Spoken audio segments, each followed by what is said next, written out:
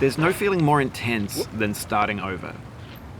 If you deleted your homework the day before it was due, as I have, or if you left your wallet at home and you have to go back after spending an hour in the commute. If you won some money at the casino and then put all your winnings on red but it came up black.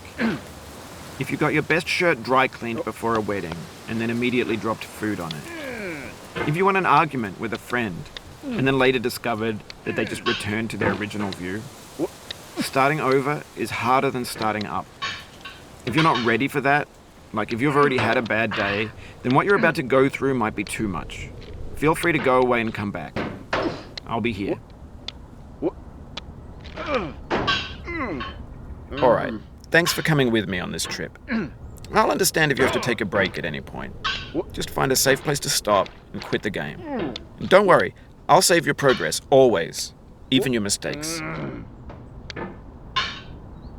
This game is a homage to a free game that came out in 2002, titled Sexy Hiking. The author of that game was Jazzuo, a mysterious Czech designer who was known at the time as the father of B games. And B games are rough assemblages of found objects. Designers slap them together very quickly and freely, and they're often too rough and unfriendly to gain much of a following. They're built more for the joy of building them than as polished products. In a certain way, Sexy Hiking is the perfect embodiment of a B game. It's built almost entirely out of found and recycled parts, and it's one of the most unusual and unfriendly games of its time.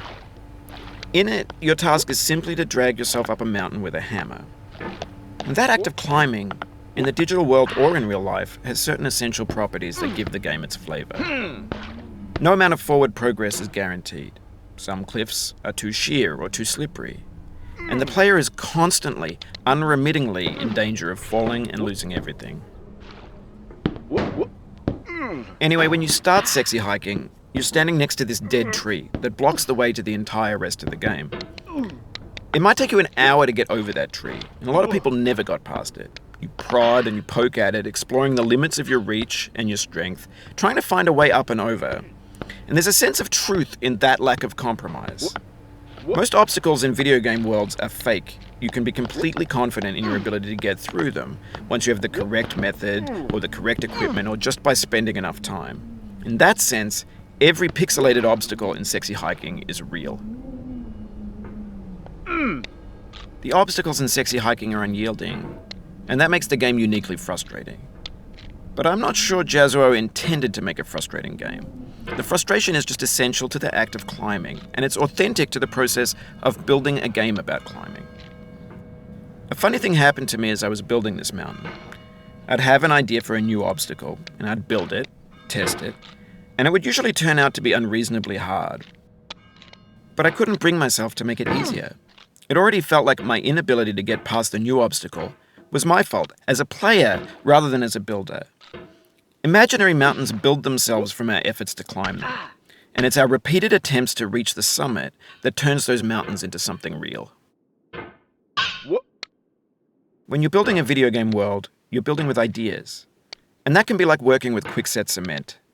You mold your ideas into a certain shape that can be played with, and in the process of playing with them, they begin to harden and set until they're immutable, like rock. And at that point, you can't change the world. Not without breaking it into pieces and starting fresh with new ideas. For years now, people have been predicting that games would soon be made out of prefabricated objects, bought in a store and assembled into a world. And for the most part, that hasn't happened, because the objects in the stores are trash. I don't mean they look bad or that they're badly made, although a lot of them are. I mean they're trash in the way that food becomes trash as soon as you put it in the sink. Things are made to be consumed and used in a certain context, and once the moment is gone, they transform into garbage. In the context of technology, those moments pass by in seconds. Over time, we've poured more and more refuse into this vast digital landfill that we call the internet. It now vastly outnumbers and outweighs the things that are fresh and untainted and unused. When everything around us is cultural trash, trash becomes the new medium, the lingua franca of the digital age. And you can build culture out of trash. But only trash culture. B games, B movies, B music, B philosophy. Maybe this is what digital culture is. A monstrous mountain of trash, the ash heap of creativity's fountain. A landfill with everything we ever thought of in it. Grand, infinite, and unsorted.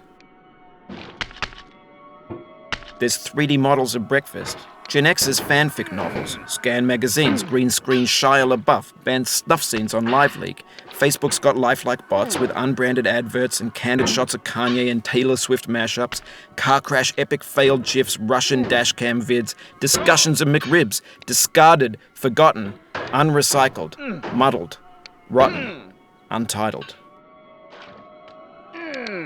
Everything's fresh for about 6 seconds, until some newer thing beckons, and we hit refresh. And there's years of persevering disappearing into the pile, out of style, out of sight.